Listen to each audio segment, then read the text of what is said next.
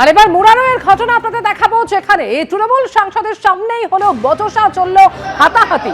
শতাব্দী রায়ের সামনে ঝামেলা জড়ালো তৃণমূলের দুই গোষ্ঠী।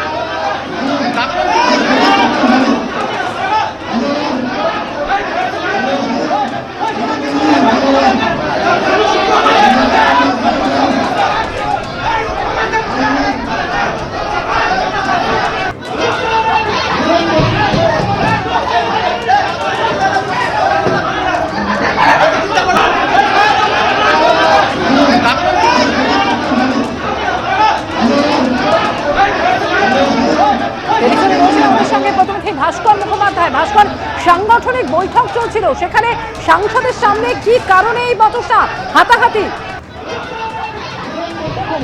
যিনি তৃণমূল প্রার্থী হয়েছেন মোশাররফ হোসেন, তাকে প্রথম দিন থেকে তৃণমূলের একটা অংশে পছন্দ ছিল না। তাদের বক্তব্য ছিল যে এই বিধায়ককে সবসময় পাওয়া যায় না এবং এই এলাকার উন্নয়নের ক্ষেত্রে তিনি সেইভাবে কিন্তু সক্রিয় নন। এই অভিযোগ তৃণমূলের একটা অংশ তুলেছিল এবং সেই বিক্ষোভ গতকাল একদম সামনে চলে আসে যখন এই তৃণমূলের যে পার্টি অফিস, সেখানে বীরভূমের সাংসদ শতাব্দী রায় তিনি যান এবং সাংগঠনিক বৈঠক শুরু করেন।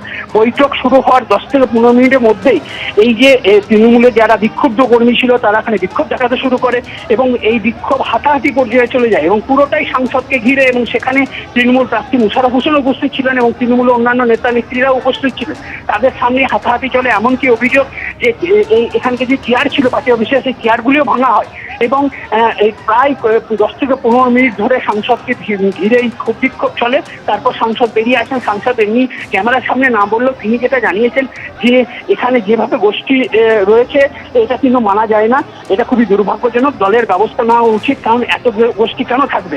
অন্যদিকে কংগ্রেসের যিনি ওখানে প্রার্থী রয়েছেন তার বক্তব্য হচ্ছে এটাই যে দেখুন এটাই একদম স্বাভাবিক, কারণ এই এলাকাতে একদম উন্নয়ন হয়নি, অনুন্নত এলাকায়, একদম মুর্শিদাবাদের বর্ডার এলাকা, গ্রাম অঞ্চলগুলিতে যাওয়ার সেইভাবে রাস্তাঘাট পর্যন্ত নেই। তাই তৃণমূল কর্মীদের এখন সামনে পড়তে হচ্ছে গ্রামবাসীদের বা স্থানীয় বাসিন্দাদের, কারণ গ্রামবাসীরা তারা জানতে চাইছে যে আপনারা কি উন্নয়ন করেছেন। তার জন্যই কিন্তু এই ক্ষোভ বিক্ষোভ এবং বিজেপির একই বক্তব্য। তিনি বিজেপির জেলা সভাপতি উদয় শঙ্কর ব্যানার্জি তিনিও জানিয়েছেন যে এটাই স্বাভাবিক ছিল, সেটাই ঘটেছে। ধন্যবাদ।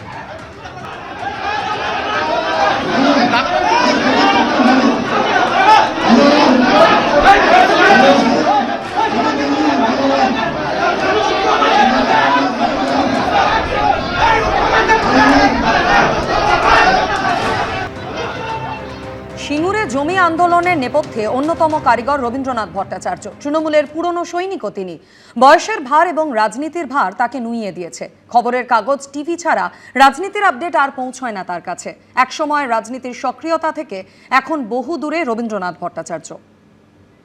রাজনীতি থেকে আমি বিরত নিয়েছি। সিঙ্গুরে জমি আন্দোলনের নেপথ্যে অন্যতম কারিগর, তৃণমূলের বহু পুরনো সৈনিক।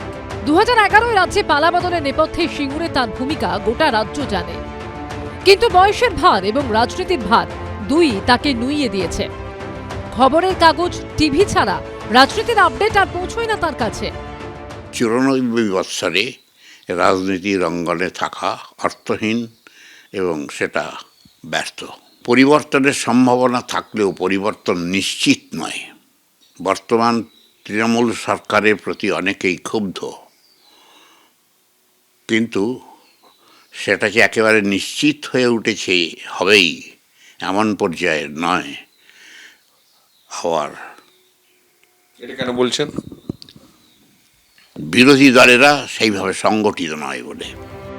সিঙ্গুর মহামায়া উচ্চ বিদ্যালয়ে প্রায় 40 বছর শিক্ষকতা করেছেন রবীন্দ্রনাথ ভট্টাচার্য। 1997 সালে অবসর নেন। এরপরে শুরু হয় মাস্টার মশাইয়ের রাজনৈতিক জীবন। 2001 থেকে 2016 টানা 4 বার সিঙ্গুর থেকে বিধায়ক হয়েছেন। তৃণমূল সরকারের মন্ত্রীও হয়েছেন, কিন্তু তারপর ধীরে ধীরে এই তৃণমূলের থেকে দূরত্ব। তারপর 2021 সালের ভোটের আগে রাজনৈতিক রং বদল, বিজেপিতে যোগদান, তারপর নিজের গড়েই পরাজয়। তারপর বিজেপির থেকেও তৈরি হয় দূরত্ব। এরপর রাজনীতি থেকেই দূরত্ব তৈরি করে নেন মাস্টার মশাই। রাজনীতির সঙ্গে গভীরভাবে যুক্ত ছিলাম 20 বৎসর। তারপরে আমি বিজেপিতে ক্ষুব্ধ হয়ে যোগদান করি 2021 সালে। সেখান থেকেও আমি দেখেছি দলের মধ্যে অন্তর্ঘাতের বিচিত্র সব কৌশল। টাকা কড়ির অংশ নিয়ে কোন দল, তৃণমূল, বিজেপি তখন আমার কাছে হয়ে উঠেছিল একই পথের যেন পথিক। আমি শেষ পর্যন্ত বিজেপি দলকেও পরিত্যাগ করেছি। যে সিঙ্গুরকে ঘিরে এত কিছু, সেই সিঙ্গুর রয়ে গেছে সেই তিমিরেই। টাটার কারখানাও হয়নি, সেই কৃষিও আর ফিরে আসেনি।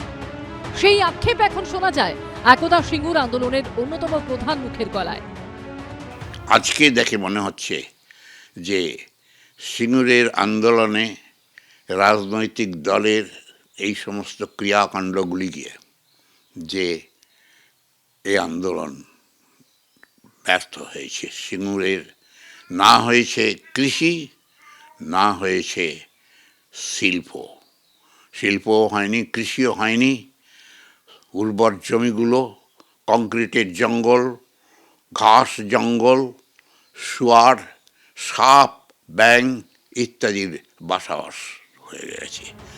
স্মৃতিচারণ, আক্ষেপ, সাফল্য, ভুল ঠিক ভেবে সময় কাটানো। একসময় রাজনীতির সক্রিয়তা থেকে এখন বহু দূরে বসে এভাবেই সময় কাটান সিঙ্গুরের মাস্টারমশাই রবীন্দ্রনাথ ভট্টাচার্য। কৃষ্ণেন্দু অধিকারী রিপোর্ট, এবিপি আনন্দ। ভোটের বাদ্যি বেজে গিয়েছে।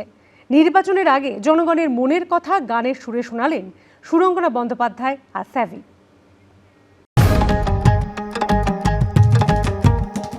আরে বাদ্যি বাজে চতুর্দিকে, গ্রাম শহর জুড়ে, সময় তোমার মাপ নিতে ফের ভোট এসেছে ঘুরে।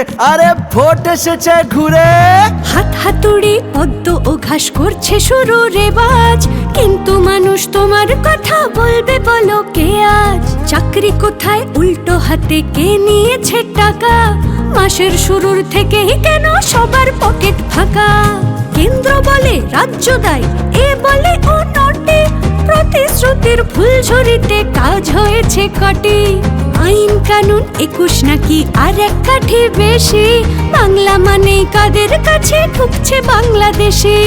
অনুপ্রবেশ, আরে অনুপ্রবেশ, অনুপ্রবেশ বলছে কারা? বলছে বালি চুরি। এক হাতে কে আটকাতে চায় ইডির জারি জুরি। আরে ইডির জারি জুরি। কিন্তু মানুষ তোমার কি মত? তুমি কেবল ভোটার। সত্যি বলো হয়নি সময় এবার জেগে ওঠার? নানান কথার ইন্দ্রজালে এখনো তুমি ভোলো, বুঝবে কবে ইলেকশনে আসল কথা হলো। ভোটের আমি, ভোটের তুমি, ভোট দিয়ে যাচ্ছে না, পয়সা করি যে যাই বিলোক, ভোট কারো নয় কেনা। একটি দিনের সব ক্ষমতা তোমার আঙুল জুড়ে, জীবন তোমার মাপ নিতে ফের ভোট এসেছে ঘুরে। এবিপি আনন্দ, এগিয়ে থাকে, এগিয়ে রাখে।